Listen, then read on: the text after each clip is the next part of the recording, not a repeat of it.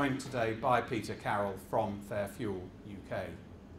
A battle won at budget time does not overcome the millstone of the heaviest level of fuel taxation in Europe. Complacency is not an option if we are to keep the government's feet to the fire. Thank you all very much indeed. Okay, so that was Theo's presentation. Let's hear more from him directly now. So, Theo, you mentioned that the logistics sector is a can-do sector. What do you mean by this? Well, I think whatever you throw at it and so on, our members and the sector in total and so on finds a way of keeping deliveries flowing. Whether it's snow, whether it's volcanic ash, whether it's other natural disasters or legislation and so on, operators, their prime desire in life is to make sure that they can service their customers, be they retailers, be they building sites, whatever it may be, promptly and in line with keeping their businesses going. And this is something the government really understands as well, that going back to the Eddington report, if you don't have a well invested in and working transport system and so on, then the UK economy grinds to a halt. And our members are engaged day in, day out in delivering the UK economy. Excellent, okay. A lot of your members run vans, and indeed there's more than 3 million vans on the road in the UK. You've launched the Van Excellence Code today. So how much impact can that have with that many vans on the road? Well, this has been a sector of the industry that has been something of a Cinderella, but has grown very rapidly over recent years. And if you just think about the changes in people's lifestyles with moves to online shopping, for example, and the UK becoming far more of a service economy, then we've got used to, and in fact are likely to have to get even more used to, more vans on our road. And a lot of our bigger members have been concerned that the public image of the van is not great.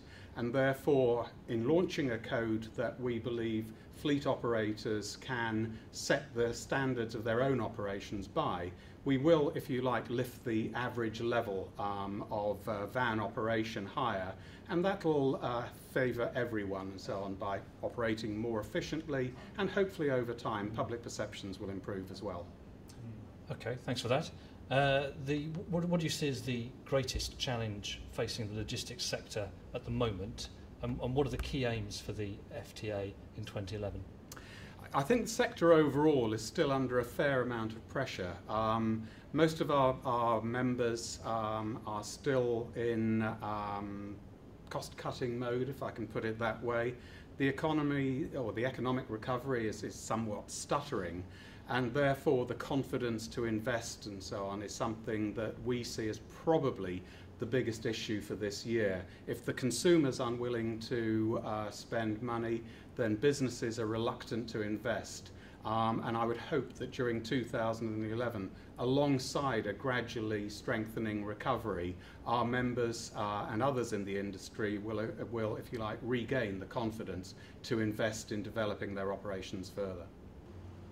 So we've just heard the Freight Transport Association announce that it's committing to continuing its support of Fair Fuel UK. I'm here with Peter Carroll, the campaign manager for Fair Fuel UK. So, Peter, what's your reaction to this fantastic news about the continued support, and what's the next stage for the campaign? Well, I'm absolutely delighted that the FTA has once again come forward and said that it's going to back Fair Fuel UK. For many, many people, the vast majority of people that operate commercial vehicles, fuel is the number one issue.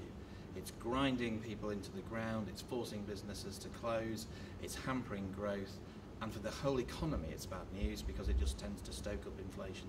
So I think the FTA are to be commended for coming forward, continuing that support. What's going to happen next?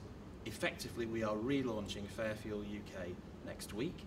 We are redefining our aims, and they're quite straightforward, very simple, and absolutely vital.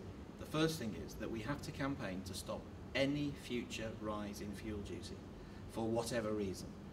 Remember, in this budget, though we made great progress, we effectively just deferred the inflationary part of the rises. So you could be hit with 4p per litre in January.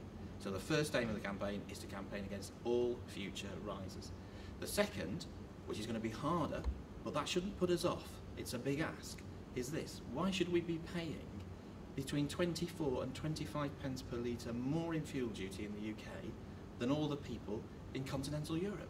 That can't be right or fair. How on earth are our businesses supposed to have a level playing field when that's in place? So our second campaign aim is to fight in the medium term for equalisation, so we go down to their levels of fuel duty. And the third thing we're asking for is a fair fuel stabiliser. Now the Chancellor in his budget did a masterstroke of packaging his fair fuel stabiliser. He made it sound like we've got it. In reality what he did was just take a great big load of tax off the oil companies in the North Sea. I don't think many people will shed a tear for them, but that's what he did, and that enabled him to fund a short-term 1p cut and to defer the inflationary rises. That's not a stabiliser. We want a proper fair fuel stabiliser that means when the price of oil goes up, the duty comes down and the price at the pump remains the same. So there's our three aims. We relaunched this week. We have Quentin Wilson on board still, who's passionate about this subject. We've got the RHA, we've got the FTA, we're appealing to other people like the RAC to represent the public, and we're off. Excellent. Thanks very much.